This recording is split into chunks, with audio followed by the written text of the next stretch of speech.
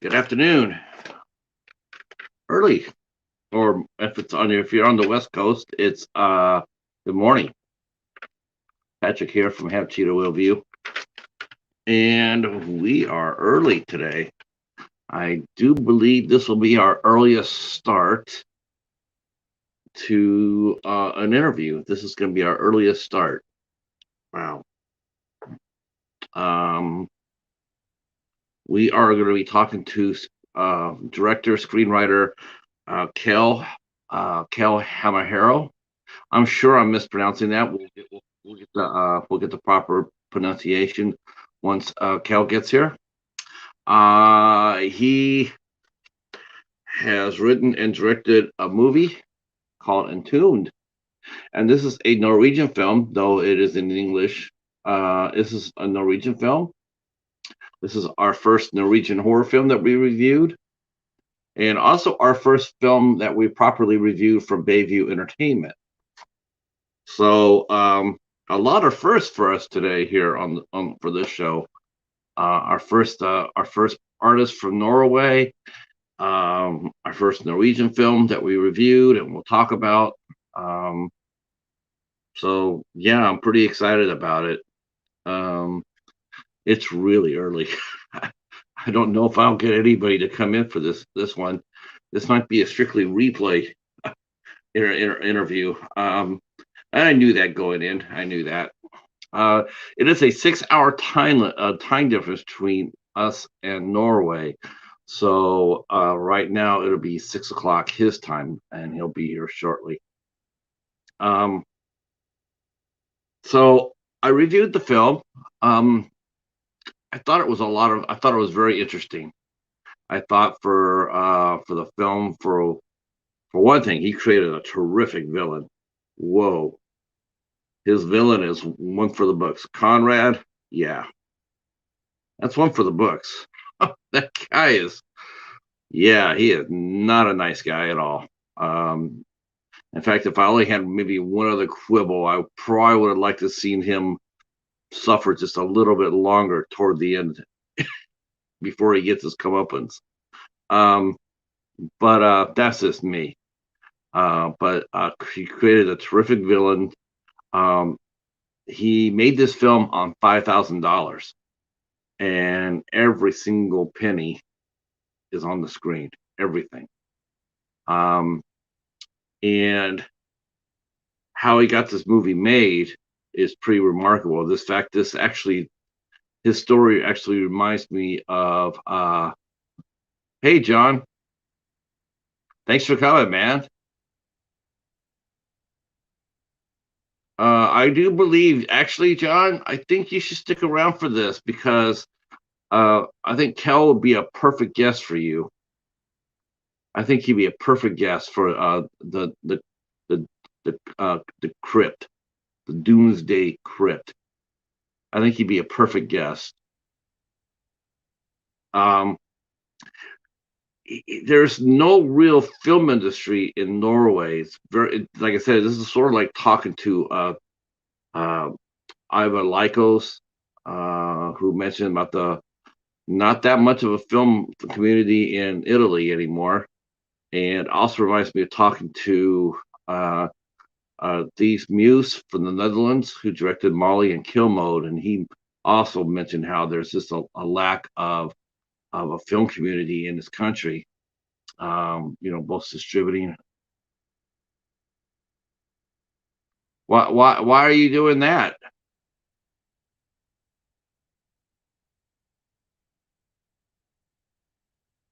Well, why will you be doing that? I mean, you're it's almost time for it's almost time for convention season.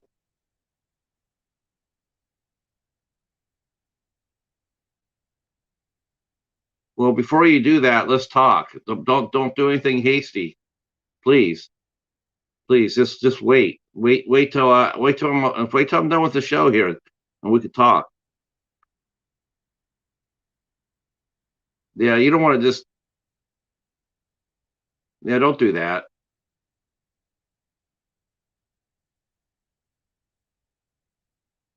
Yeah, I was actually getting ready to ask you when was your first convention so we could arrange to do an interview before you start your season.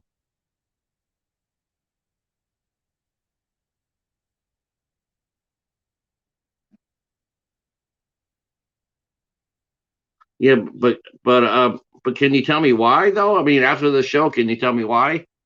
I mean, that'd be like really sad. You've done a lot of good for a lot of people. I'm finally in a position to do it to return the favor too. I got my community tab, so now I'm able to go out there and promote other channels. I'm still learning how to use it, but I still haven't quite figured out how to do it yet. But I'm learning. Um, so Cal has made this movie. This is not. He's made some other films as well. In fact, I should probably bring that up. Talk to you about that. Um,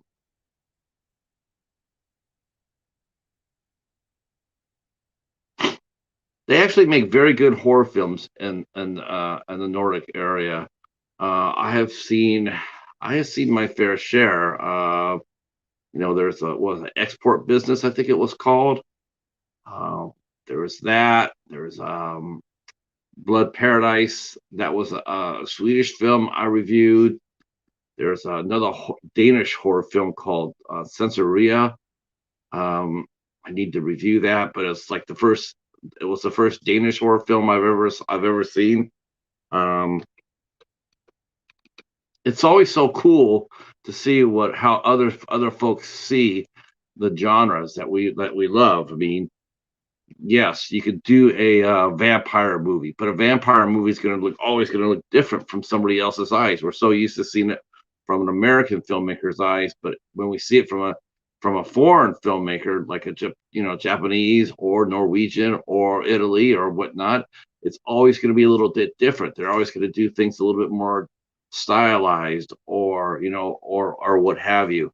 And it's very exciting to me to be able to interview uh, directors and screenwriters from other countries because of that reason.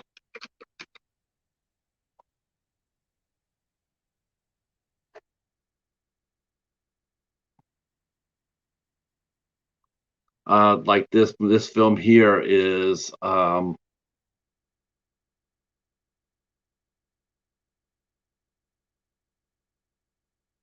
this film here is a little bit different from what you expect to see from say a say a normal American zombie movie. His take is a little bit different. In fact, this movie Entombed has more. It reminds me more of 10 Cloverfield Lane. It has that same vibe to it, that same tension to it, though it's supposed to be set in a zombie dystopian world. But it comes across more like 10 Cloverfield Lane, which is really cool because if you've seen 10 Cloverfield Lane, you know what I'm talking about. The dynamics, the same dynamic. It's really intense. Um, so but it'll be interesting talking to him about that and how hard it is to make a film. In fact, I just watched this week, which is ironic because I didn't plan for this to happen, but I watched a movie called Iron Sky that was made in Finland. It was made in Finland. It was it was filmed in Germany and Australia, but the filmmakers were for Finnish, and you could hear them talk about how they were making their film and how hard it was for them to get the resources to make the film. In order to make Iron Sky, they had to have certain resources, and they really had to work hard to achieve it. And then they went on the road. They filmed the movie in Germany and in Australia. I don't think they had anything in Finland that could actually handle what they were trying to do. Now we'll be talking about that with Kel about Entombed. Um, well, thanks for coming in. I see folks are coming in. Thank you so much. Kel will be here in about. He'll be here in about 5 or 6 more minutes. Um, this is only the first interview of the day. After we interview Kel, I'll be back tonight. I'll be back tonight to interview Eric Hyde. You might know him as Hey Internet, it's Eric. And he's a really popular and well respected horror film community person here on the tube. And he'll be here. We'll be talking films with him. And I can't wait to talk to you about one aspect. I don't think he doesn't really talk about it too much, but I'll tell you how I met Eric, because we have an interesting story of how we met. It's not your typical, hey, I like your content, I'll follow you. It's not anything quite like that. It's a little bit more different. Um, but he's a really nice guy, and really knowledgeable, and he'll be here at 8 o'clock Eastern time, and we will chop it up and for a little bit before he has to go. He has become somewhat of a regular panelist on American Werewolf in New Jersey. So we won't have him for a whole log. Normally, when I interview a YouTuber, a fellow YouTuber, community member, the discussion can get a little longer than our 90 minutes. But tonight he will have, he's providing commentary on another channel.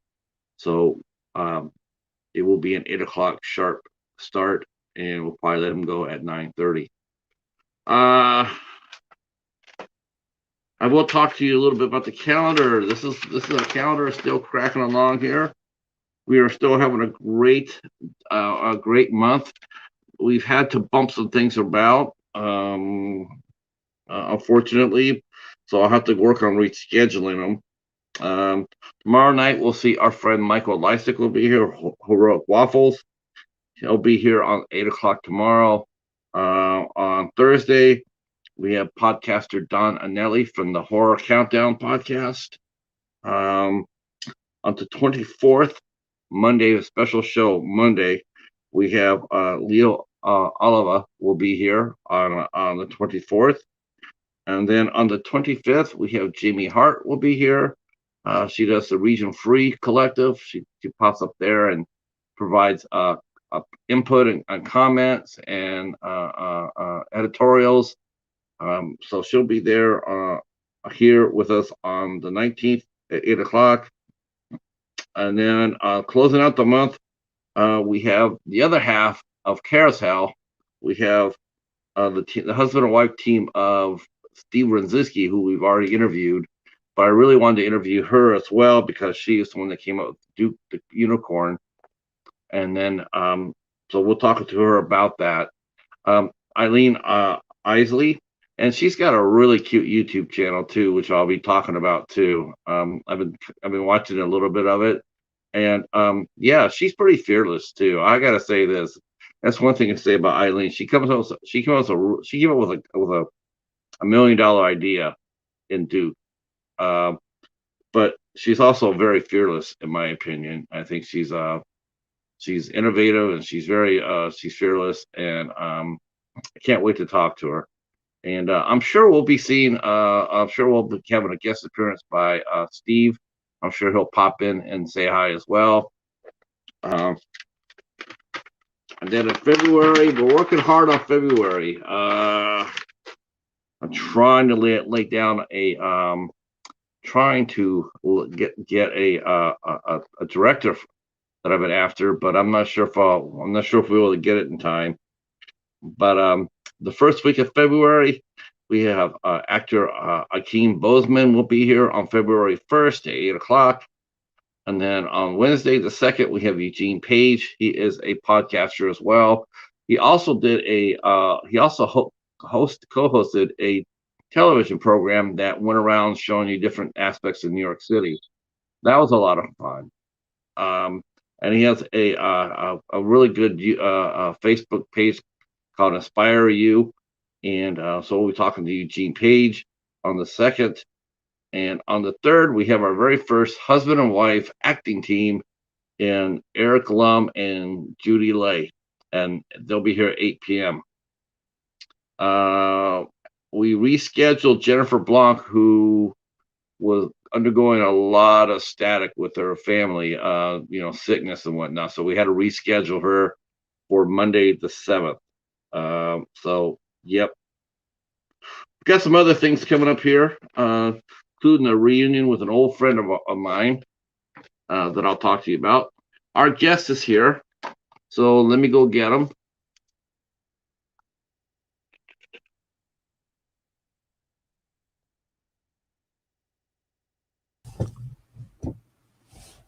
Greetings, greetings. Hello, Patrick. How are you? Hello, Cal. Good, good. Good to see I you. was just telling folks about the calendar and you know how that goes. You know, you being a director. I mean, do you find yourself living by your calendar? Yeah, often. Yeah. Yeah. All right. See, I'm really old school. See, I do the old Write fashioned it down, right? Actually, I prefer often to write things down, whether it's schedules or even ideas, because I don't know, it just feels different to get it on paper. Yeah, And then I transfer it to digital afterwards. I like to draw oh, as well as write sometimes, and sometimes I don't know. I like to often use paper instead of a computer. yeah, I'm with you. I mean, I find myself wanting to write more with the computer when it comes down to writing my blog. And actually this week, for the first time in over a year, I actually did a written interview. I Before I did this series like this, I did it on my blog, and it was all print. I would go ahead and ask you to do the interview, and then I send a series of questions, and then you answer them all in your own words. And what you write is what I put up. And but I haven't done that in over a year since I started my YouTube channel. And I went to one actress and I said, you know, would you like to do an interview? And she goes, yes. So I started explaining the format, you know, and she goes, no, I don't want to do a live interview. I want to do a written interview. I was like, okay. I was game. I was like, yeah, that'll be tight because I haven't done one forever. Yes, yes, I agree, John. I have an actress named Jennifer Blanc coming in next month to do an interview, and it'll be my first time interviewing her. And unfortunately, in this business, you know how this goes. I mean, rescheduling is always a constant thing. You know, it's like, and so sometimes you set up for a day of shooting and something might come up. You might have to postpone it or move it around a little bit. Try not to, but sometimes you have to. Same thing goes with this. I found people's schedules are very they're not set in stone. Um, yeah, I was telling the folks before you got here, Cal. I was talking to them a little about Entombed, Yeah. and yeah, you know, I did a post yesterday called somebody what they call a tag, and you get a tag for a topic like like your favorite mummy or your favorite your favorite fight scene or something. So someone asked what was our 10 characters in horror that we have feelings for, that we felt an emotional attachment to. And I did my 10, but at the same time I'm talking about Entombed, and I'm thinking like the 10 guys you want to punch in the nose, and you created a masterful villain here. Yeah, well, he's a bad guy. Oh my lord, yeah, he is. Yeah, he's a keeper, all right. Mm. Conrad, man, what an awesome character you created. Thank you. I mentioned that I sort of wish that you could have dragged his ass out a little bit longer, his death scene out a little bit longer, because he deserved it. Yeah. um, but let's talk a little bit about you, and then we'll come back to Conrad because Yeah, sure. because Yeah, because you know what, I'm really curious about where Conrad came from, because that's not just, I'm not sure if is it a combination of an actor, is it your words, I mean, all I know is that that was one hell of a character. Yeah. Well, it's if you read if you read the script, then you really see the character there. So it was. And that goes for the acting in general. There's not a lot of improvisation, really. We follow the script, so it is in the script. But when I wrote the script, I really had that actor in mind, and he's also a friend of mine. He's a nice guy in the real world. Oh, I'm Yeah, sure. Oh, yeah, yeah, he's a very yeah, nice guy of course, and a good Ron. actor as well. So I thought that he might wanted to do the role if he just read the script. So I wrote the script and I presented it to him, and he said yes immediately. But where the inspiration from the character comes from, really,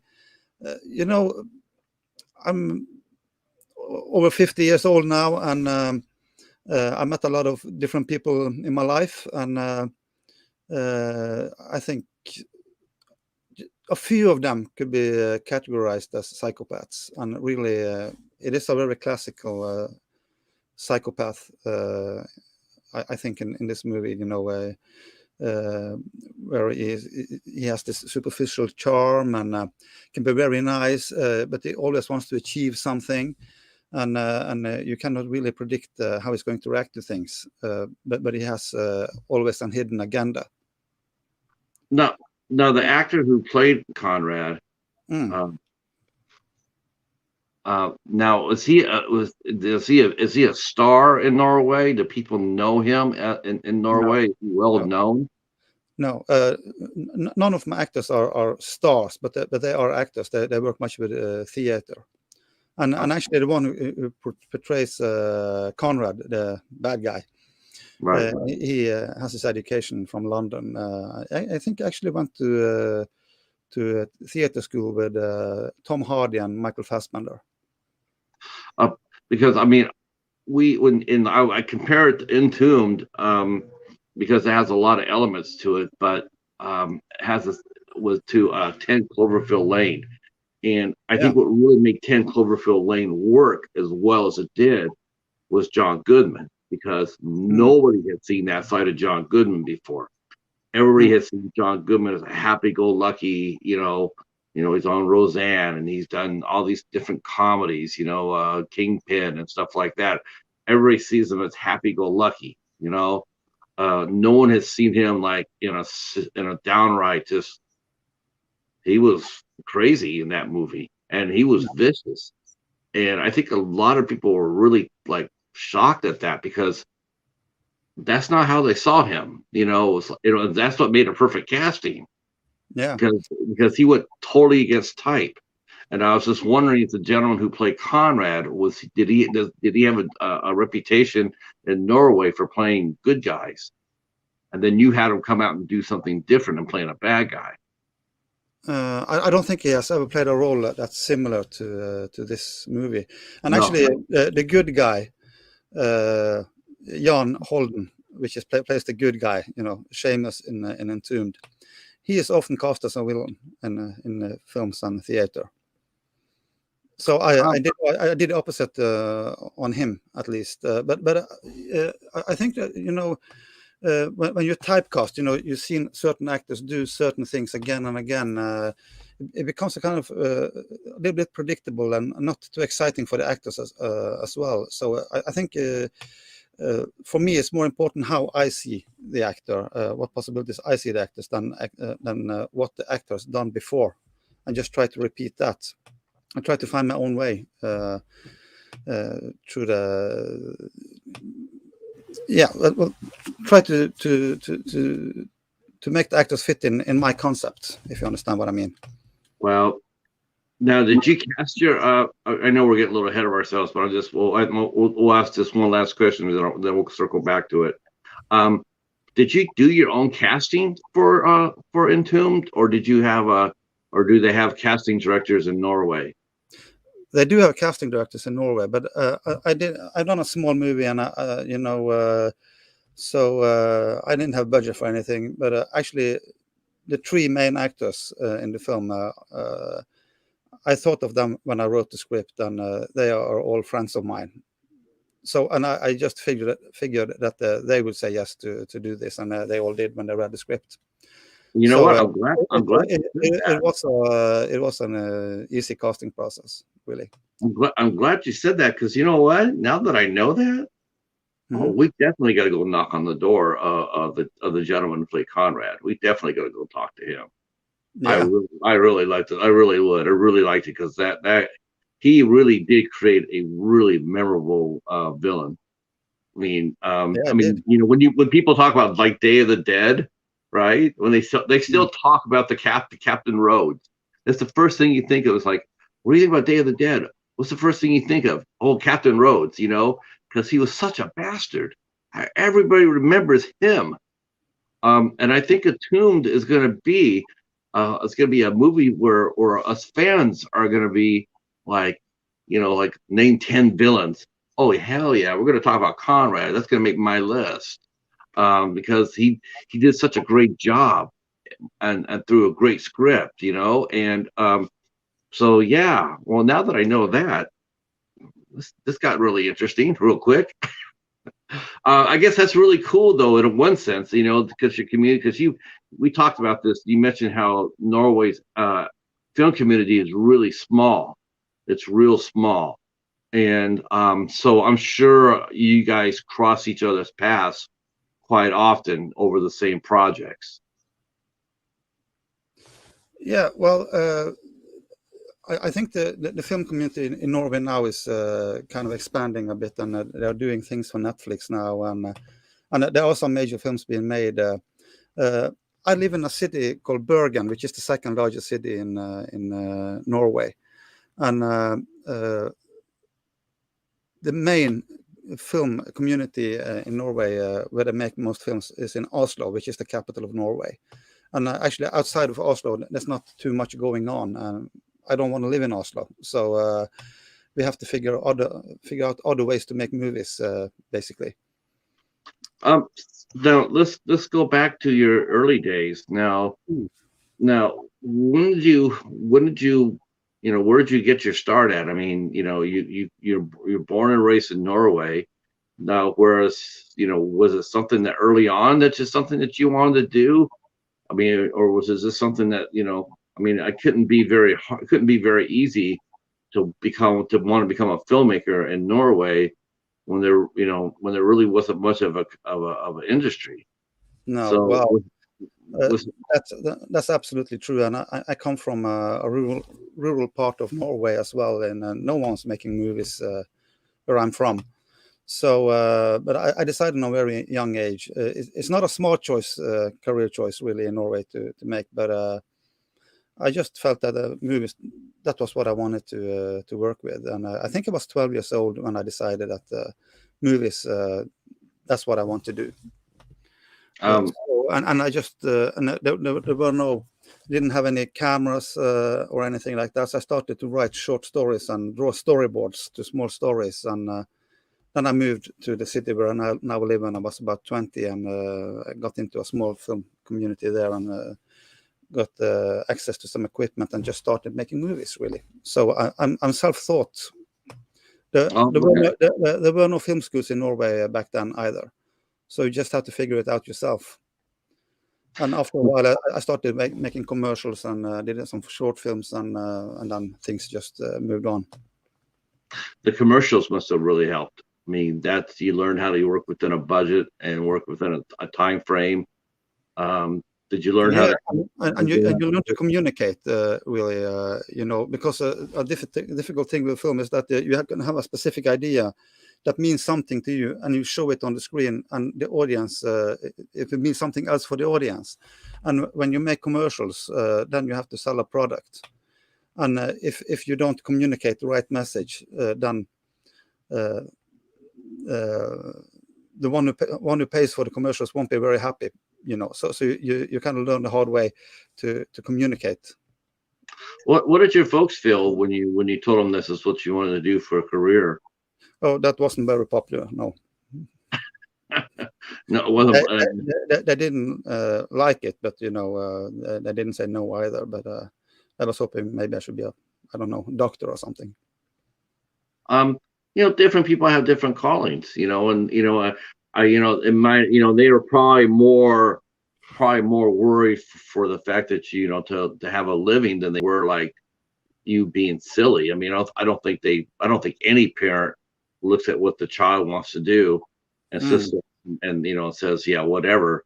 Most of the people I talk to when I say, your parents, what your parents think, they support it, that maybe they don't have the means to support it with financially, but they support it in spirit, like, okay, this is what you want to do, then make sure this is what you want to do, because we want you to commit to it. You're gonna have to make a commitment, mm, and we'll back you as long as you do it. But yeah, if you say you want to do movies one month and then you want to become a wardrobe dresser the next month, or set designer the next month, they won't mm, take you seriously. mm. Well, and I think now it's different because there's a lot more movies being made and TV series and a lot more TV channels. They all need content for but I wouldn't recommend anyone who's not very interested in film to start working with film, because you need to have a drive, and you need to know that it's very difficult. So if you're gonna get there, then you have to work around the clock almost. Were you surprised? Were you surprised to see how small and how hard it was for you to get your foot through the door?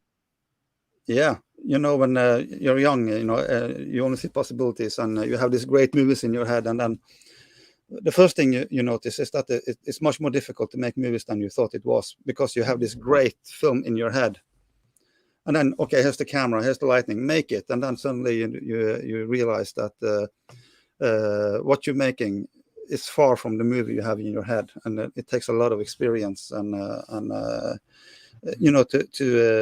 to make something that's close to what you envisioned. That's one thing, and the other thing is that there's a lot of competition. Also, a lot of people want to make movies, and you're competing with all those, and It's so gotta be, it's it's gotta it, be ferocious. it's a tough business to go into, even in a small country like Norway. I was gonna say it's gotta be really. It's probably more as far as actually. I dare say it's you probably have more. It's probably more fierce there than it is here by far. I think it's probably a lot easier to make a movie here in the States than it is in Norway. Well, I think Because in the States there is. I never been to the States, but I do watch a lot of Hollywood movies. I know a lot about the film community there. Uh, in USA, it's very much an industry, a big industry. But a small country like Norway, it's more an art form. But what we do have in Norway and several European countries is a government funding of films. So yeah, it's not all private means, it's also the government goes in and supports it. But there's a lot of competition to get that money as well. yeah. I noticed that whenever I watch a film from Europe or from like Australia, there's a lot of government support. It's like this. This is funded by, like, from the Queensland, Film Fund, or from Ireland, the Irish Film Board. It's a lot of it's a lot of government involvement in it, because it's subsidized, because a lot of the filmmakers, they just don't have the money. They can't Yeah, raise it. They don't have it. like in Norway, we have 5 million people living here, and there's no market for a big budget movie that is funded by private means. So Isn't that if we didn't have it, we probably wouldn't have made much films here at all. isn't that something though? Well, I mean, think about that for a second. You have 5 million people. I mean, when you say that like that, it's 5 million people, and you think about it going like that's like the size of New York City, and you're thinking, Mm, wow, you tell me that you can't open a film up there in Norway that can draw 100,000 people to the cinema, to watch your movie.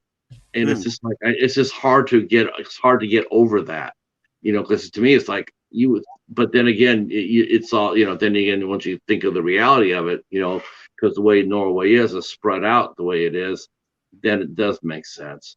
But you're not alone though, Kel. I mean, I've talked to several filmmakers and artists from Europe, and it's the same thing. Shockingly, um, Italy. I mean, Italy used to be like the crown jewel of European filmmaking. Yeah, sure. They hardly make anything now, as far as Yeah. film. I mean, they do TV, but they don't do Mm. films like they used to. No, but it's also um, uh, the government funding at least in Norway now.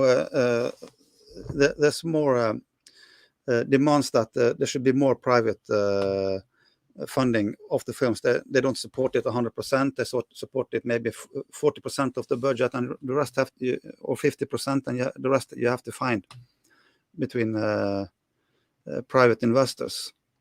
And that makes it more difficult, but still, there are some big movies in Norwegian scale being made that are doing very well, and some of them are actually gets maybe 600,000 people into the cinemas, and then it's a Norwegian success. Yeah, that's a lot. But still, but yet they cost maybe $5 million, which would be a very small budget in America, but that's a high budget in Norway. Sure. And then you have to it has to be a success to break even. And some of them don't break even, and then suddenly it's not a success. Yeah, I guess it all depends if they can get, if they can, it's for a lot of films, the key thing now, before it used to be distributing, it's like, you make your film, now you got to sell it, so let's go to all these different festivals and hopefully we'll sell it to a distributor who can get it out there. Now you make it, now you hope that you sell it to a streaming service.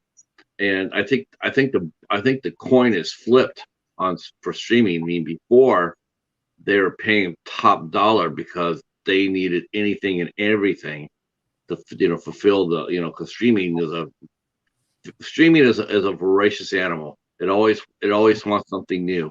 You always got to put something new. And I think when it first started, it would take a lot more risk and show a lot more indies. Now that they have backlogs or they have their own libraries to draw upon, I don't think it's quite as they still need product, they still need films, but they're no longer going to pay fair market price. They could go up there and say, well, we'll do your movie, we'll buy your rights for your movie for $30,000, and we'll stream it for 2 years. Then you get your rights back. Well, that's not very much. That's not that much. No, and then you you get kind of ripped off a little bit, but at the same time, you might feel that you have no other alternatives. You go with the deal, and that's a shame, because then suddenly you lost money on making the film, and someone else is profiting from it. Yeah, it is a shame. It is not right. You would think that hopefully hopefully Netflix Norway would look at like, hey, here's Kjell Hammero. He's a homegrown gentleman. He's making Norwegian films with Norwegian actors. Let's support him a little bit more. Let's give him some more money. Let's make his movie a hit, because they have that power. They can make a movie a hit. And it would be nice to see that sort of support. I mean, it used to be studios used to be able to go out there and cinemas, and the theaters used to be able to go out there and create stars and create a buzz for a movie. It just seems now there's just so much out there that you get lost in the noise, unless you have a big name star, or unless you have that $5 million budget that's going to grab the headlines. Yeah, and I think I don't know that much about distributions. I'm very happy with that Bayview Entertainment has agreed to do the distribution on Entombed. But it seems to me that this is a small independent film, but it has done well in festivals and got some good reviews. I also saw your review, by the way. So it seems to me you liked it, and the reviews we had so far are very positive. As well, it has got several awards on festivals. But I like there are so many movies out there. Like it is on Amazon Prime now. It is on DVD, and it's on Vimeo on demand on different streaming platforms. But still, it seems to me that if people don't know, have heard about the film, don't actually search for the film, they won't find it either, because there's so much out there. Well, you know what? This is really fun. See, this is what the fun thing about it is. It's like you're doing an interview like this, right? It doesn't seem, when you look on the surface of it, it doesn't seem really big. You know, here we are, you and me, 5 of my closest friends. Actually, we'll do better in replay. My interviews do really well in replay. But the fact of the matter is that when we do this, what happens is that now this movie, when the search engines come out, this interview goes up. And all of a sudden, when you type in Entombed or Norwegian films, this interview now is going to come part of it. You know, my review will be be at one link. Now this interview will become another link, and before you know it, it expands. You know, you now have a footprint here in America, at least.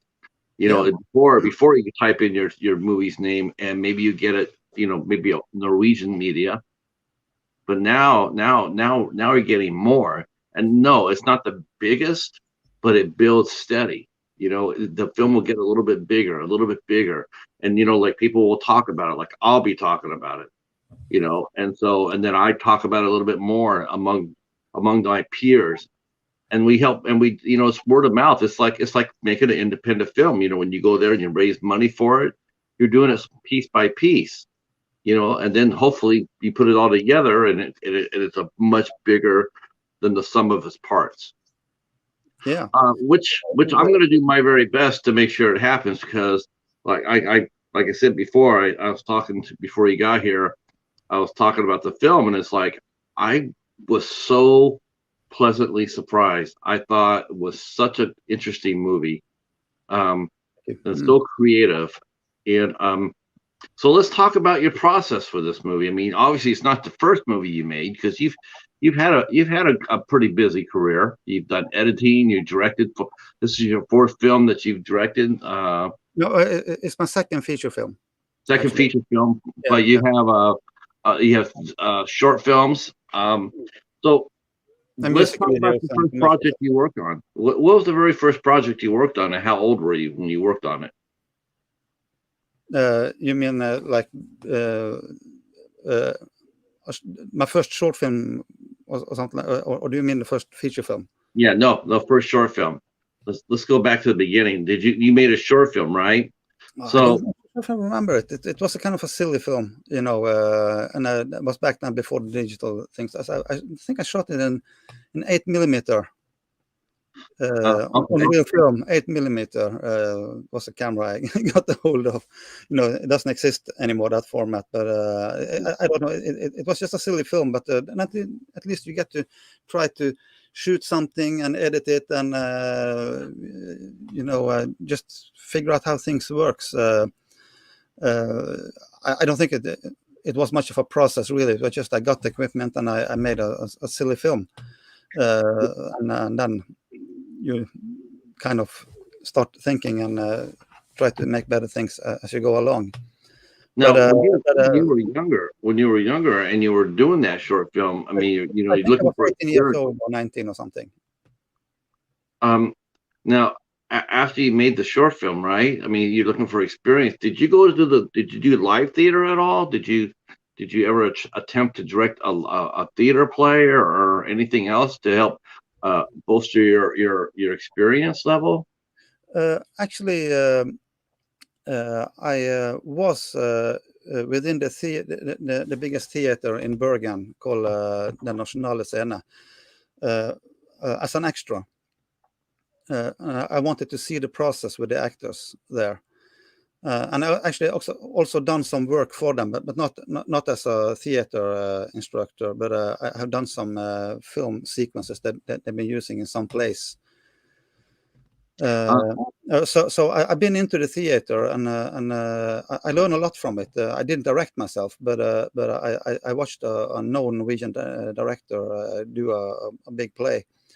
And I watched him closely, and I learned a lot from that, and also got to know the actors in the city.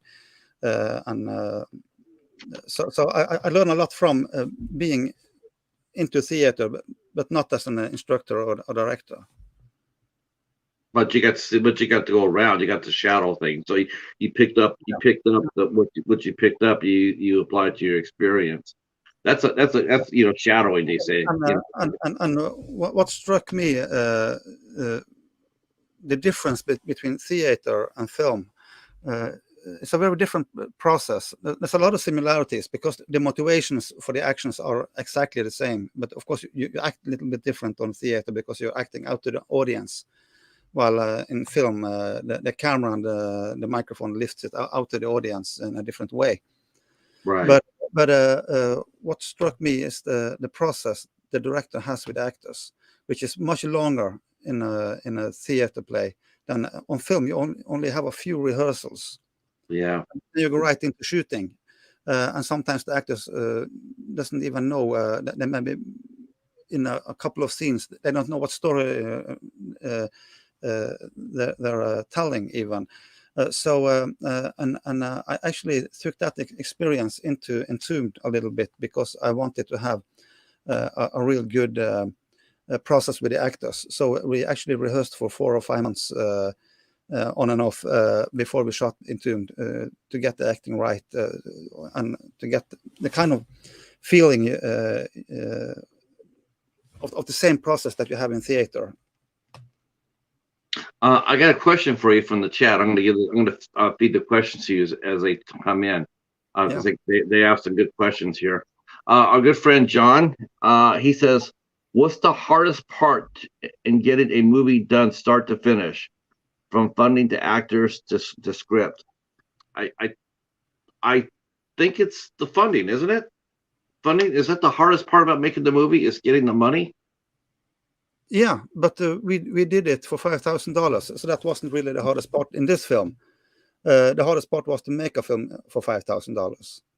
But if we will have something, if we should do this the right way, then we probably should have a budget of $1 million.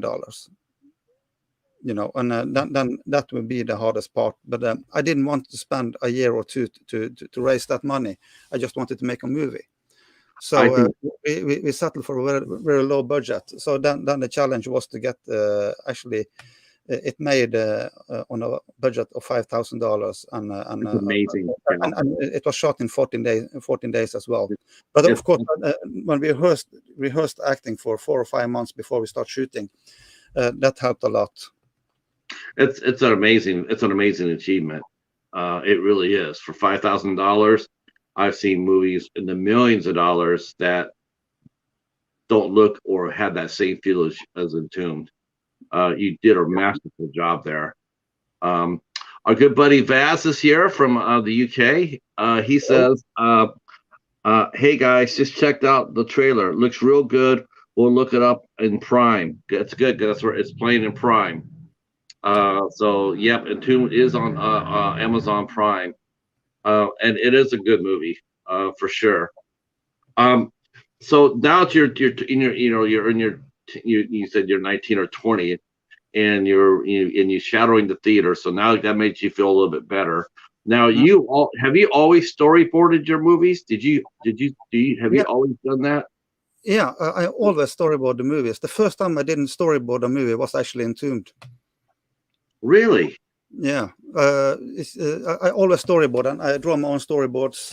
They're not great drawings, but they work. I wouldn't hang it on the wall or anything, but I always been a huge fan of storyboarding. But actually on Entombed, which is so much based on character and acting, I really felt that, and I've been working with films now for 30 years, and I felt that I had control So I felt that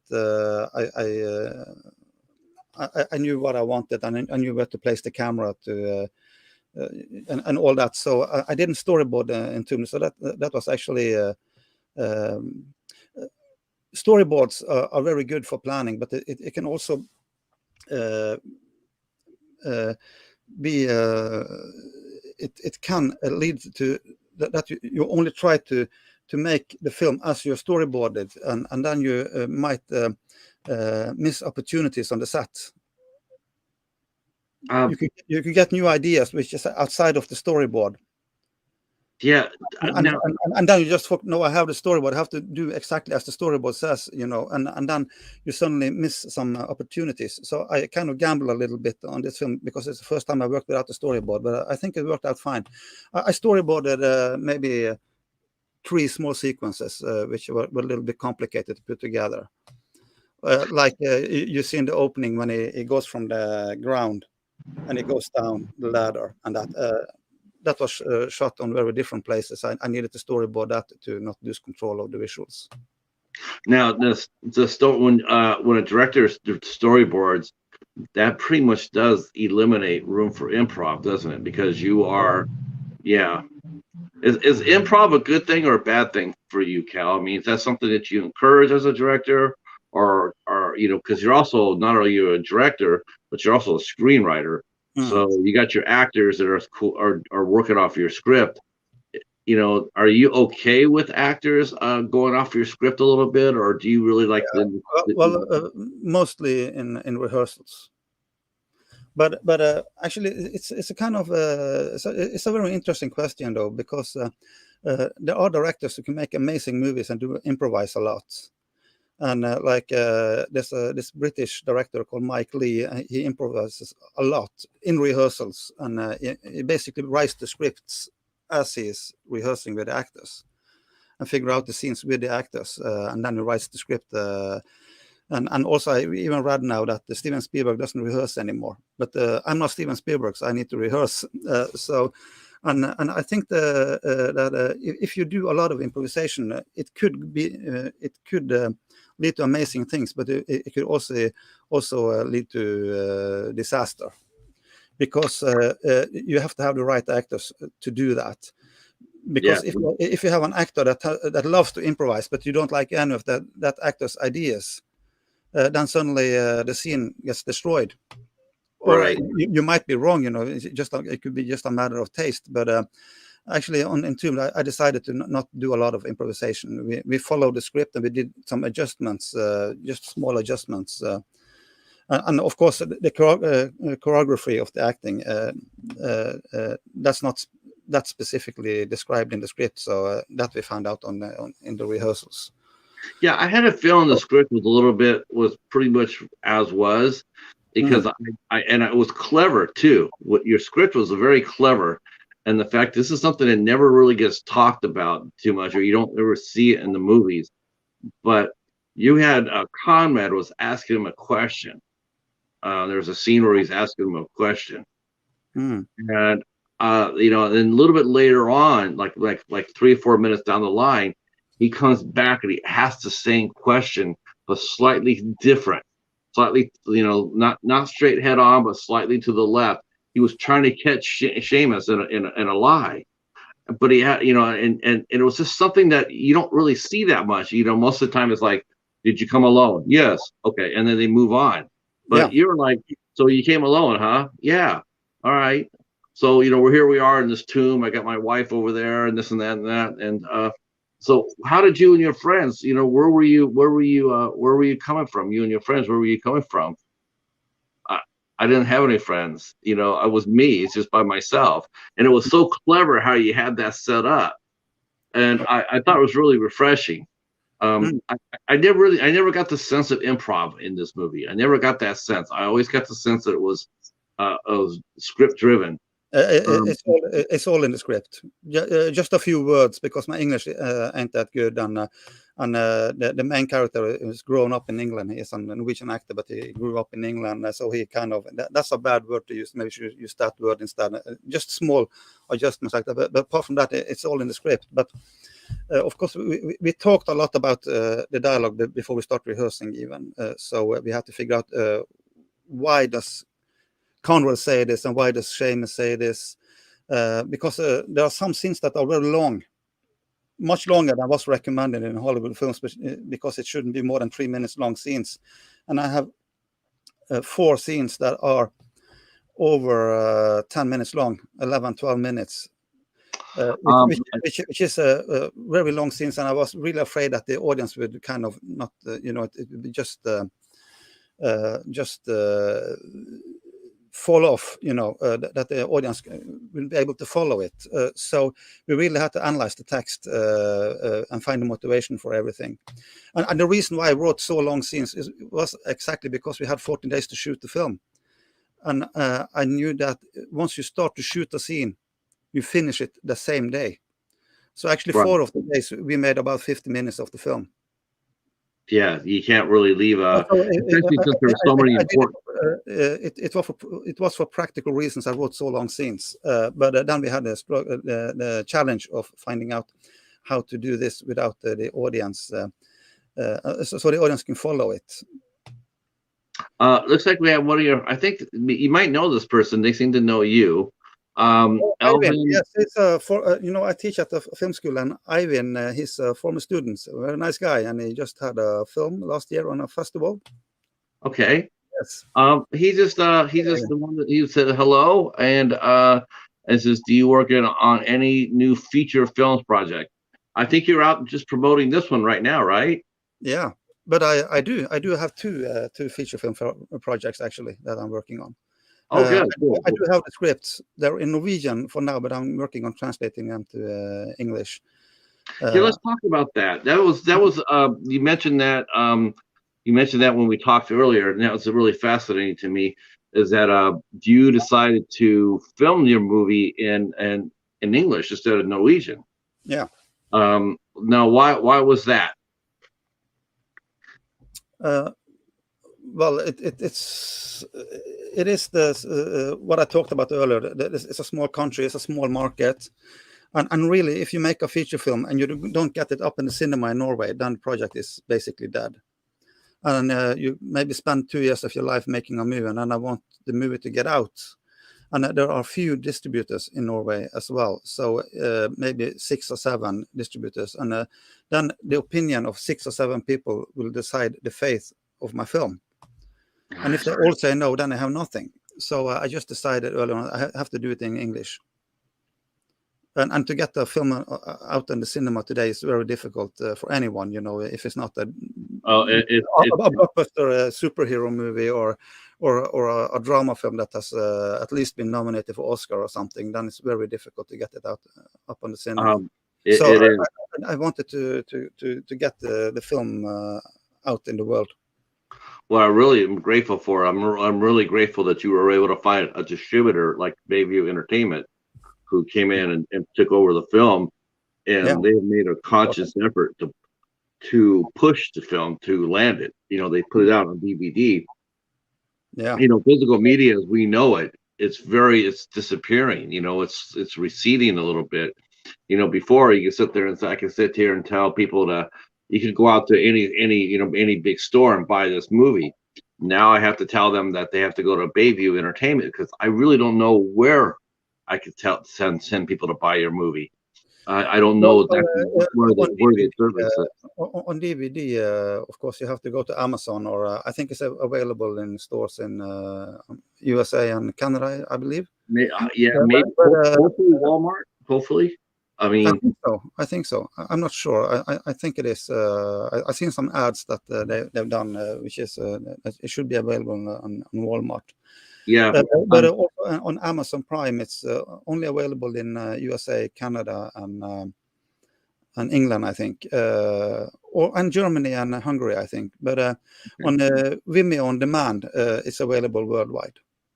Yeah, demand. I think on demand is going to probably be the way to go for physical. Eventually it's going to be where, I already know that one company that does that, and that's Warner Brothers. They do that on demand service where it's like if I want to get a copy of Entombed, I just go to the website and I say I'll buy my copy, Say they say they're selling it for $15.99, and then you put in your order and they manufacture that one copy and they send it out to you. Yeah. It seems to be that's the way it's going to go, because as far as here in the United States, buying physical media is rather difficult.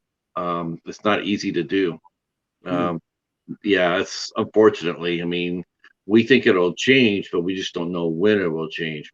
We think it will go back to, because especially once the streaming services like Netflix just raise their prices in the U.S., they're going to raise their prices up. And as far as people who love buying DVDs and whatnot, that's a good thing. That's a good thing. The Yeah. more they raise the prices up, the more people probably will say, I don't want to pay that for something I don't own. I don't own anything. I'm just watching it.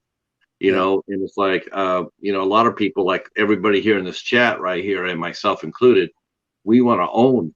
We want to own it. We want to be able to. If I feel like watching Entombed right after this interview, I want to be able to go and grab my copy and go downstairs and watch it. I don't want Yeah. to be at the mercy of a streaming service who might not have it, might not be playing it.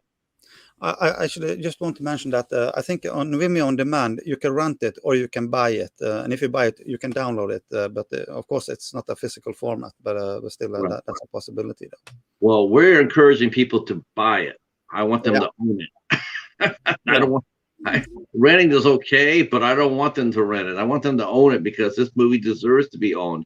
And if you're a horror film fan, if you say you're a horror film fan, then you need to get this movie. I'm telling everybody that right now. You don't want to rent it. You want to own it. So you made the film into English. Wow, this is, again, it sort of staggers me that like only 6 or 7 people could decide the fate of your film. That seems to be a lot of power for not very many people. Yeah. Well, that's the way it is here, and yeah. So at least that's my experience from. I did a feature film in 2002, and there was really just a few people who said no, and the project went dead, and I didn't want to experience that again, because it's too much work making a feature film. It is. It is. Now, how much do you write? I mean, we mentioned at the top of the show, you write on paper, like I keep my calendar. How often do you write? Do you set time aside every day to write a little bit, or do you just write whenever the spirit moves you? Well, maybe mostly the last, because I'm not just a writer, I'm a director as well, So when I have, like now, I have 2 scripts that I'm working on getting a producer for. Then I'm very focused on that work. So I don't write very much now, because it takes a long time to make a movie. So if I have 15 scripts, I will only be able to make one film in every 3rd or 4th year. So, but when I do write, I work very intensively. Like Entombed, I wrote in 3 or 4 weeks, and then I just sat and wrote every day for many Okay. hours each day, because it's very high concentration work to write a script, and when you get into it, I cannot let it go, but you get exhausted by it. Mhm. So when it's finished, you kind of you need to rest on it. But at least that's how I work. But I know writers who work a little bit every day. And if you work as a writer, that's probably a good way to do it. But people are different, and I'm more like I work very intensively when I start working, and I'm not. I'm not. get it finished, because I'm in a thought process, and I can't let that thought process go. I have to keep up the pace in the No, work. no. All right. You get a lot of films solicited to you, Cal? Do a lot of people send you scripts even if you don't ask for them? Do they still send? No, not many. I'm not a known director, so I'm not sure, and here in Norway, not too many people have heard of Entombed even in Norway. Well, I think that's going to change because I had this discussion with another artist, and and I said, there's not very many people that can take a movie like they had their movie to come out, and their movie was being sold here in the United States. They were an actor in the UK, and all of a sudden it's like your movie is here in the UK, in the United States, being sold on the shelves, right? Hmm. I mean, you are here in America, and I think if wherever Baby puts this movie at, people are going to find it, and I think you are going to become a name. People are going to recognize your name a lot more now as the movie gets out there, as it continues to get rolled out and get discovered. I do think that will happen for you. I do think so. I Um, hope so. It will certainly help my new projects. um, yeah, I want to ask about the new projects, but I don't think you have them up yet, so we can come back It's a to little that. bit early to talk about them, I think. Yeah. Yeah, I want to yeah, because we don't, it's premature. But let's talk Mm. about Entombed a little bit. I mean, Yeah. where did you come up with the idea? You wrote the script in 3 or 4 weeks, you said, but was the idea just like a bolt of thunder? I mean, No, were you out for a walk, or did it just hit you suddenly, or? it almost never is. You have to sit down and work, and even if you get a writer's block, you have to just sit down and work to solve things. So no, it was more like I've been working as a teacher at a film school for the past 13 years, and I felt that now, when the digital revolution of filmmaking has come, there's not really an excuse to not make a movie anymore. So I just decided I wanted to make a movie. But you need to have a script, and I knew I have to do it low budget. So I started a little bit backwards. I decided on a lot of premises before I started to even write or think of an idea. I knew I needed to limit the amount of locations. So most part of the film is one location, because what's most time consuming is to move between locations. So that's why it's a one location type of movie. And also I decided I cannot have more than 3 characters. And then I actually started to look for a very good location. I felt I needed a very good location to work out from. So I found the location and decided upon the actors before I actually started to figure out what can I do with this. Was And that location? and then create the characters and the dramatic goals and obstacles and everything. And it's not one specific idea that it came from. It came from a lot of different stuff. Now, was that shelter that you filmed Entombed at? Was that like on a former military base? No, it's all cheating. Actually, No, you just ruined it for us. well, it is a real location. It's in the Yeah, center yeah, of the city. yes, I Where I know. live. Yeah, you shot on location. It looked Yeah. very cold. Well, and actually, it's under a church. Oh my God, really? So where we filmed, that's the ruins of the home of the Archbishop of Bergen from the Oh, 1200s, and there's a church built on top of it. So we actually made a horror film on on holy church ground. ground. Yeah, on holy ground. Yeah, Hell yeah! That's what we say to that, right? We say, hell yeah, that's a good thing. with zombies and everything. So that was fun.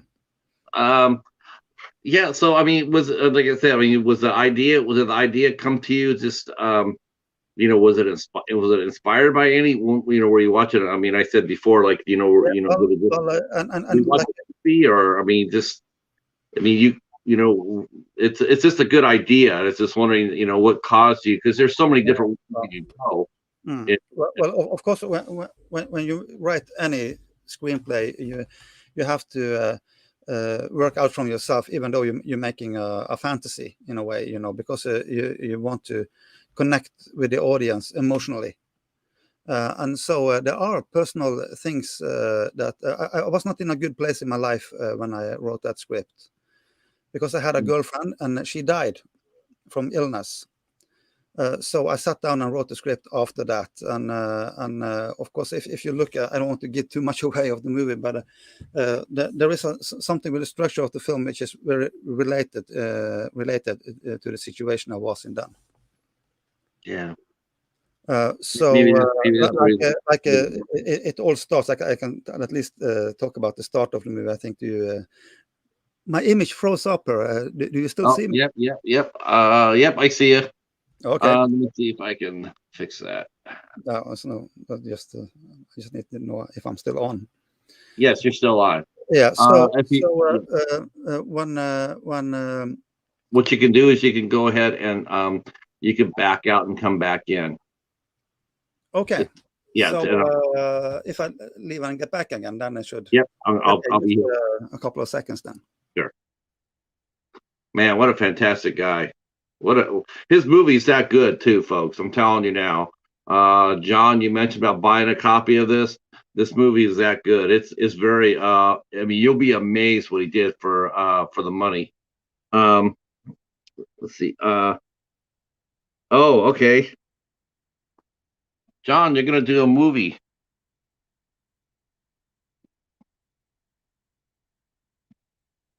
Whoops, that didn't work.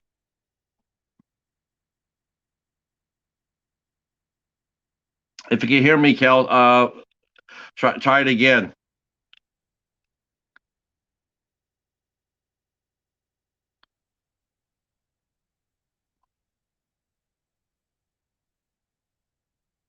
Yeah, I'll buy your movie when you come out with it. Yeah, especially if you cast Hobbs as the Pumpkin King. Maybe you can make Attack of the Killer Donuts Part 2. Let me see if I can go tell Kel to try it again. I don't. Oh, there he is.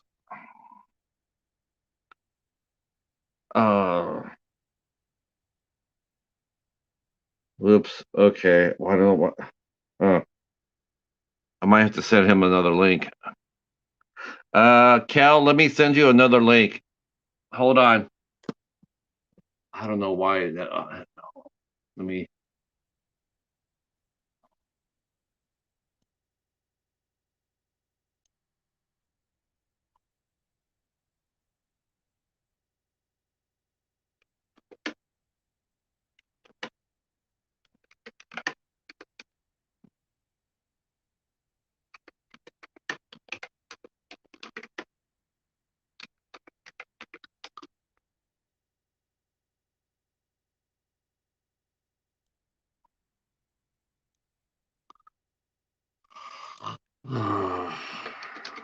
We're doing so well too. Our first trip to Norway, perfect stream, perfect everything. Gosh darn it.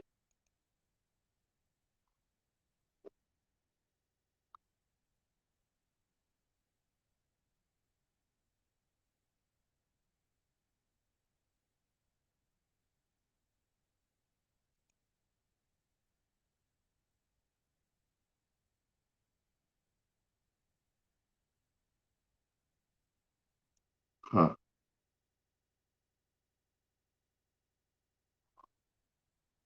I don't know. He couldn't come back. He couldn't come back in through the to the door I gave him. So I'm gonna, just in case, I'm gonna go ahead and yeah. Let me send him that. Okay.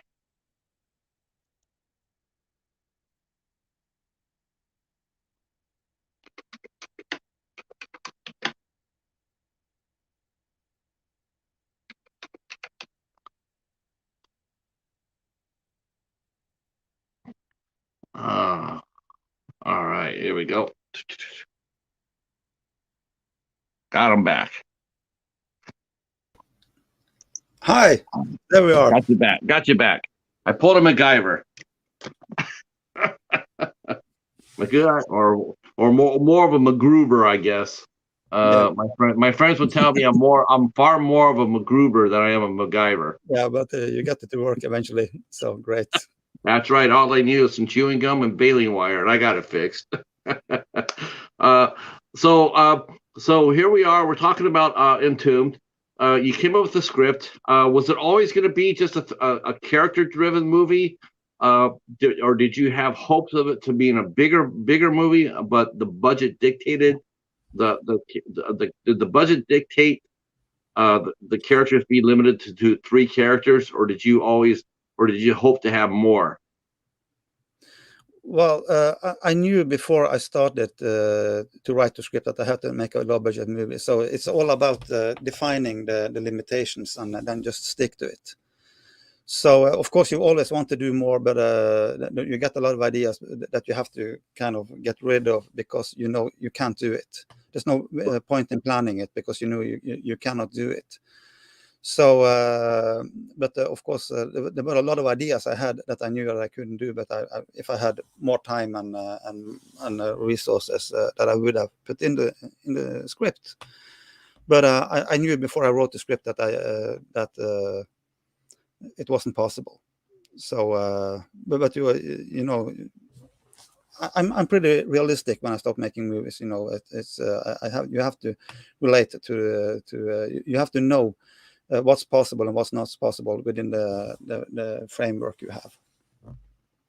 That was a that seemed to be a very cold and tough shoot. I mean, the movie seems to be, mostly, because it's, it's such a small location. I mean, did you shoot the whole thing at night, or did you cheat as well?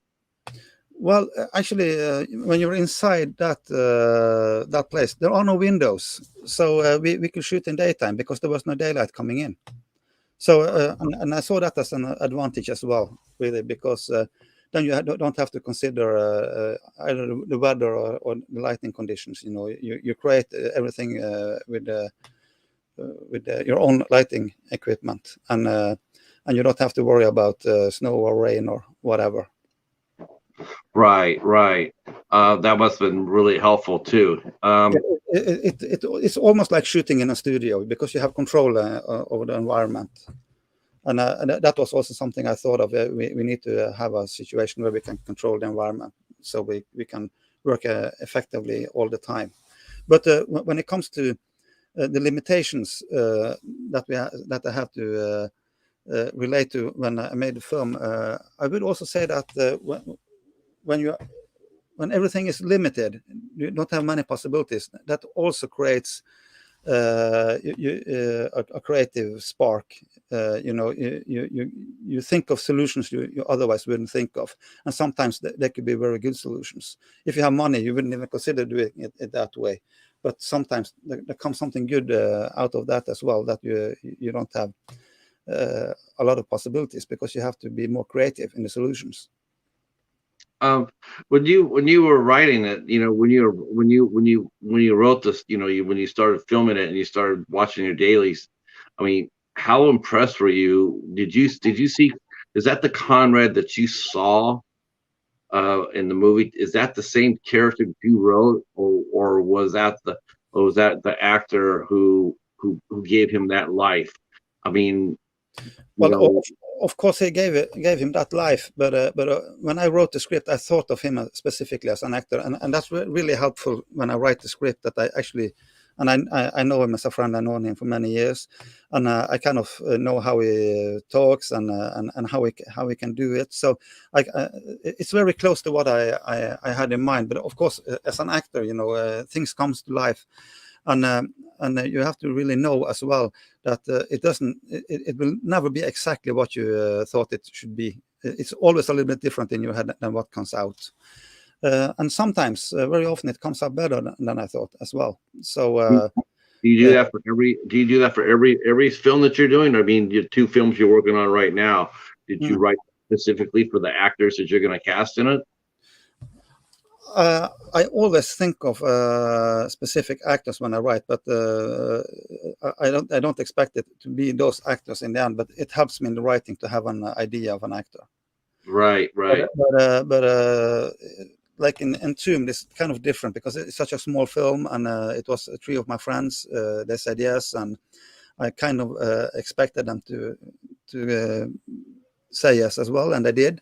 But in the other films that I'm planning is not this type of a low budget movie, and I wouldn't expect it to be the actors that I thought of when I wrote it if I get them made.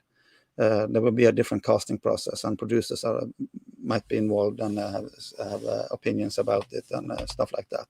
But I always think of an actor when I write, because simply because it helps the writing. Yeah. I like that. This is set in in a dystopian future. I like the fact, the idea. This is, I talked about this. I really like the idea that the fact that you kept your walkers as walkers. Mm. I thought that was really old school, and I appreciated that as a horror fan. I appreciated that you did that. You kept them. More. It's more scarier for me as a fan watching a walker walk slowly on you than run at you. And I just thought I thought your vision was spot on for that. Yeah. Well, I'm not really a huge fan of zombie films, but of course, then I had to end up making a zombie film. But when you do something, you have to do it. Try to do it as good as you can. And I did study a lot of zombie films and also articles about it. And I decided on just like you said. To me, it's more scary. They have problems walking. The muscles are so weak that the head is kind of hanging like this. If they adjust the head up, it falls back the other way. It kind of suggested to me. It suggests a slower death. Yeah. Being attacked by them. Rather than evil monsters running around, and in some films they even start talking now. I don't know. I don't find it scary. It's more scary that they are. Kind of as weak as they are, but there are so many. You're outnumbered, and it's kind of a more horrific death. It's not a quick death being attacked by those. It's horrible. And then I started to study a little bit of the old George Romero films and how he did it, and read interviews with him. But I also thought that I wanted to. Which is from my own mind. You have to make your own versions of things, and I wanted them to look starved. So I got all my strange friends, weird friends, to be zombies, and they were all thin. I'm not a thin guy, but the ones I cast were very, very, very thin, and I wanted them to look starved. I didn't want them to have blood like you see in a lot of low-budget zombie films. You use a lot of blood because it makes the makeup easier. But I wanted them to really look starved, and not that they're evil, but it's more like they're in agony and pain. Right. So that was my take on it. And if they got to attack someone, it would be like getting a painkiller that works for an hour, and then they're back in agony and pain again. I thought that could make it more horrific. Yeah, it's more horrific than you real. Well, no, you do realize. I know what you're saying. Oh, that's yeah. I'm sitting here thinking about that. I'm like, yeah, that's. I see what you're saying. Mm. Since Norway doesn't really have that big of a film history or whatnot, who were some of your inspirations? I mean, who inspired you as a filmmaker? As a filmmaker, well, like in with many people of my generation, it was Spielberg and Lucas, when they started in the 70s, and I got aware of them in the early 80s, and that kind of set things off for me. But as I've been working with film for a long time now, I do have a lot of favorite directors and filmmakers. Many of them are American. I think Steven Spielberg is just a genius. He can make anything, and he never makes a bad movie. But also like Brian De Palma and Martin Scorsese and all those great American directors, and also like European directors like Ingmar Bergman, the Swedish master. Yes. And Federico Fellini from Italy. You mentioned Italian films earlier. and Krzysztof Kieslowski, which was a French-Polish director. Roman Polanski, who makes basically more Hollywood films, but he's a great director as well. And also a little bit alternative directors like David Cronenberg and Yeah, David Lynch, which is on his own both planet. those guys are both those guys It's are yeah. awesome, you know. So I have a lot of I have a lot of different directors that or filmmakers I'm inspired by. Uh, what kind of what's I mean, if you had a budget of let's say this for the hell of it, let's say you had a $50 million budget. Let's just say someone came out that says, you know what, we're going to give you $50 million, Cal, make whatever you want. What would you make? Oh, I don't know. What type of film? What type of film? What type of film would you want to do? Um, I know you thought about it. Any artist does. Yeah, but not in that range of, you know, I'm so used to making low budget movies. I'm thinking very practical on it as well as artistically about it. So, but actually, I do like, I like thrillers a lot. Yeah. Good thrillers. And actually, you said that Entombed is a horror movie, and that's the way it has been promoted by Bayview. To me, I don't know how you feel about it, Patrick, but I think it's more like a psychological thriller with some horror elements to it. Definitely psychological thriller. That's why I mentioned 10 Cloverfield Lane, because 10 Cloverfield Lane it's a psychological horror film. Very much. Have you seen that movie? Yeah, actually, the thing is, when people read the script, they said this kind of reminds me of Cloverfield Lane, and I thought, then I'm not going to watch it, because I don't want to be influenced by it before I because I have to make my own movie.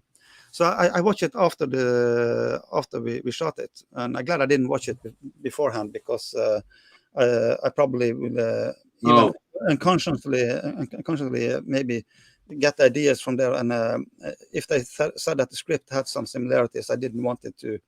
I thought if I just made it the way I thought I should make it, then it probably wouldn't feel that similar. I'm glad you didn't. I'm glad you didn't watch it either, because I would not want anything to stop you from making this film. This is its own film. Entombed is its own story, and whereas, you know, like as as crazy as John Goodman was, and he was in Cloverfield Lane. Yeah, well, Conrad scares me a hell of a lot more. I mean, because he's really out there. I mean, he's way out there. I love the character. I think he was. I'm like, wow. Here I am. I don't think I should be comparing Conrad to John Goodman's character. I should be comparing John Goodman's character to Conrad. That's how I feel about it, because you created such a memorable character.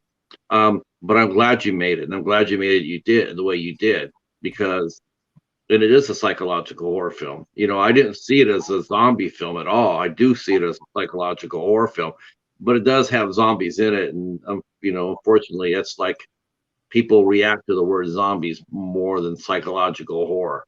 I don't know why. I mean, it's like, but really, I thought a lot about this because the story is about the conflict between the three characters, and not between the characters and the zombies. The zombies are just a backdrop, and really, the reason I actually thought of maybe there was an alien invasion, and I'm so glad I didn't do that, because then it certainly would be too close to a Cloverfield Lane.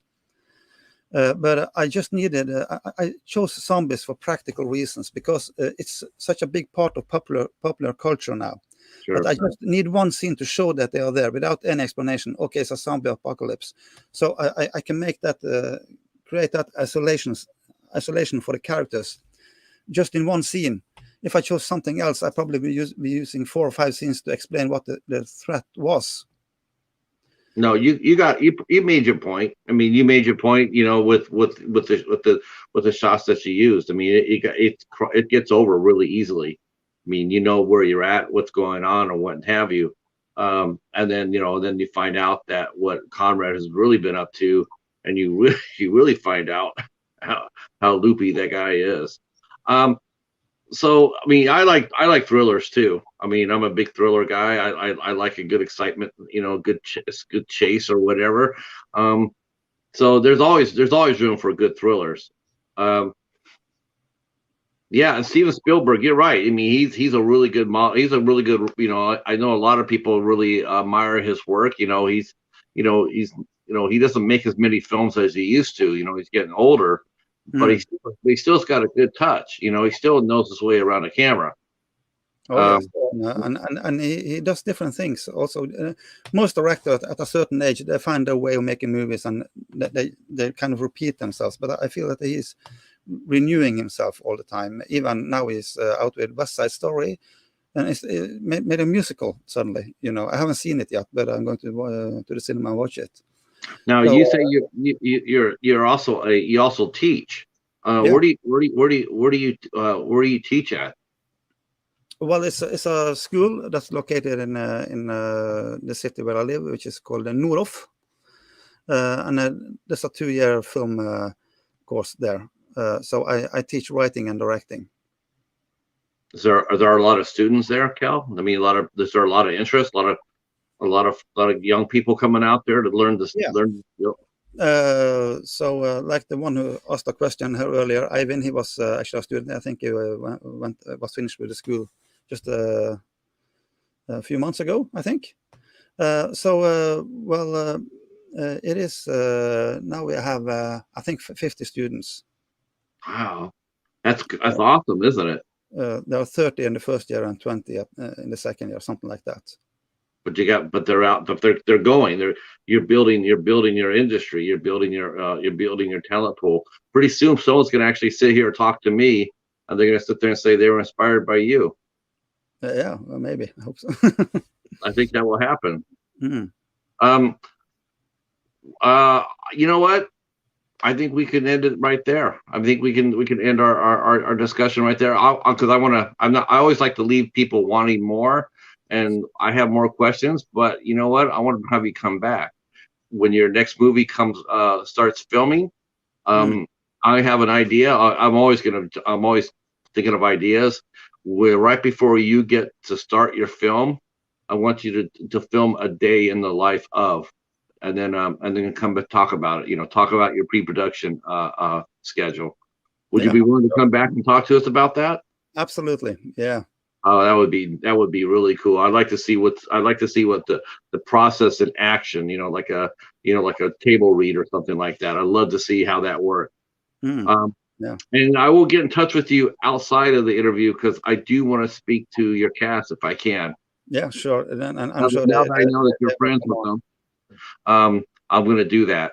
I'd like to thank my chat very, very much. I've seen you guys been flying and whatnot. Let me see if if you guys want to ask some questions for Cal, I'll be willing to send those to him. I know you guys are really chatting it up. Let me see if they had any questions for you, Cal. I'm sure they did. Uh, Oh yeah, I did. I left the link there for you, John, for Bayview. So if you want to buy Entombed, I left the link there. I'll leave it again too, in the description. Oh yeah, Jamie is our local David Lynch expert. Great. If you have any questions about David Lynch, Jamie will know about it. Yep. See, John's gonna be making a movie here. Doomsday's gonna be making a movie. Uh, Great. You can come in when I do that interview, Kel. I'll send you the link for that, and you Yeah. can come in and we'll because I'll be talking to Jamie about David Lynch. Uh, I'm looking forward to that. yeah, me too. Me too. Okay, I don't see any questions. Do you guys have any questions for Kel? Any questions about his career or making films in Norway? Um,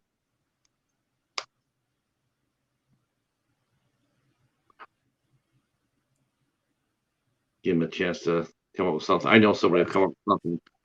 Um, So how often I mean, now that the movie's over with, do you have a media? Do you have and your media, do you have a film community media? Or do they ever write? Have you been interviewed by anybody in your country about your career yet? Yeah, well, a little bit. I've been actually in Entombed. There was a couple of articles written by a paper in my hometown. So and the film I did 20 years ago, there was a lot of things being written about it back then. That's 20 years ago. Do you think that how important is promotion to you? I mean, when you do sit down and do an interview, do you realize do you realize the importance of it? Do you think directors and other artists realize the importance of good press, of doing press or doing interviews, or do you think that some people they just think of it as more of they don't really give much thought into it? Well, I think they're probably like me, that I really don't, it's like me. I think most people just want to make a good movie, and then when the movie is finished, then you just hope that it's going to get picked up and going to be a huge success. So this is the first time I'm doing this process, really, and but I do understand it's very necessary. And anyway, I love to talk about my own movie, so it's not a problem. But so I learn a lot now from Entombed on about distribution and how important it is to be in interviews and to reach out in different medias to talk about your movie. So, but it's new to me, and I think most directors, filmmakers think that, the same as I was hoping for when I made my movie. Now that it just picks up and everything goes by itself, but there's a lot of work that has to be done after the film is finished. Yes, yeah, and it's not it is out of it. It's a lot more to it other than that's a wrap. You have to edit it, you have to score it, you have to market it, you have to go out and play festivals, you have to get it sold. I mean, there's a lot there to be. That's why he said, when you said about a movie being a long process, it's not the actual making of the movie, because he shot the movie in 14 days, right? That's the easy part. The hard part is editing it and putting it together and putting the score in and finding the distributor and doing the press and and everything else. It's that part of it is the drudgery part. Before is finding the financing. That's you have to get out there and you have to go out and pitch your movie over and over and over. It's and like you said, in your country, in Norway, it's just several times more difficult. I can see that. I can see what you're telling us. I can see that it's a lot more difficult in Norway to do this than it is here in America. Well, hopefully though, Cal, a movie like Entombed will come out there and get some good press and get some heads buying it and seeing it and talking about it, and more importantly, being seen on streaming. I mean, people watch it, they'll talk about it, and then you'll reap the benefits from it. That's always the goal. That's true. Yes. Elvin's asking a question. It says, how much experience should you have before you make your first feature film? That's a really excellent question. I'm really interested in hearing that. That's a very good question, and I think that there are two ways of thinking about two ways of approaching that. Actually, I think that if you make a lot of short films or commercials or whatever, you get a lot of experience, and you also find out who you want to work with, and you build a crew, maybe even actors you like to work with. And then you then it's a bigger chance that you will make a good feature film. But if you go out and make a feature film without a lot of experience, then there's a good chance that the film won't be very good, but you will have an exceptional experience. So the next one will be better. I think, Yeah, and I think that the problem is that some people go out and they make their first feature film because the film is so great in their head, and it doesn't come out that good, and then you kind of get the disillusion. You kind of lose your spark, and I'm not going to do movies anymore. It's just too hard and too much work. So you have to survive the first feature film. I'm with you. And get going with the next one, because the next one will be a lot better. And if you make short films and commercials and stuff like that, to go over to the feature film format will be a shock anyway. Yes. You don't really know what it is until you've been through it once. And I did my first feature film in 2002.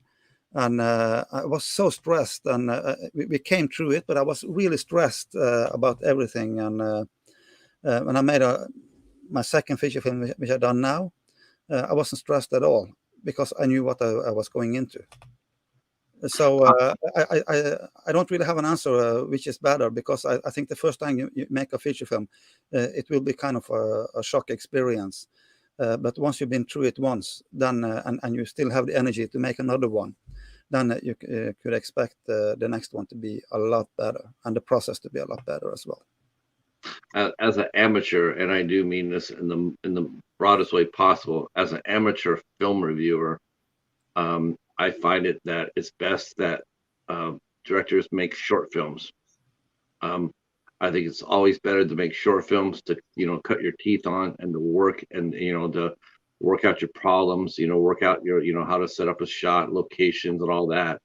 I think too many directors that come out doing their feature film for their first film, you're absolutely right, Kel. I think they crash and burn more often than not. That's Very what hard. Mm. Especially the ones who are actually the screenwriters and directors. They're the ones that even struggle the worst, because to me, it's because here you're responsible for writing the script and then directing the film, and there's always going to be rewrites. So I mean, I've seen directors who've actually admitted to doing this, like we're writing scenes during the night, we were doing rewrites during the night for their first feature film, and they don't have their script down right. They don't have it tight. They're still fluid. How in the hell can you make a good film when when your actors are acting off of a script that you just rewrote? And it's just like, wow, you're expecting a lot of them, and a lot of these folks that do their movies like that, they don't have an experienced cast, and it just causes I also think that a problem is if the dialogue isn't good, and it's not organical, then even good actors can make it good. And I think that's also a problem for first-time feature filmmakers. Could be that the script is too weak, and really, when you make a low-budget movie, really a good script is the most important tool you have to make a good movie. Then at least it can be a good movie. So I think that to work out a very good script is the most important thing, because then at least you have a foundation to work on that could result in a good movie. If the dialogue and the situation are not organic, then even the best actors can't save it. No, you're right. I mean, they can't. I mean, even the most experienced, if you're sitting there writing your script, they're expecting one script one way, and then you come in and rewriting it for the next day. Of course, it's going to go off anyway. I don't care who you are. I don't care if you're, I don't care if you're Christopher Walken or Helen Mirren or anybody else like that. It's still going to be, especially how their process works. It's still going to be really, really rough. Let's see.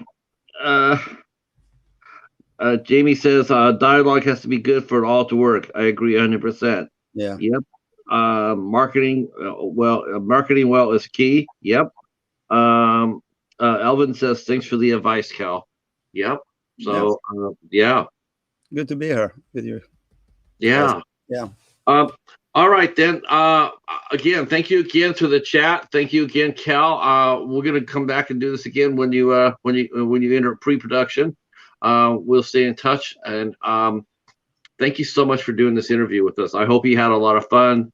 I hope Yeah. the questions were good enough. My Tha- condolences.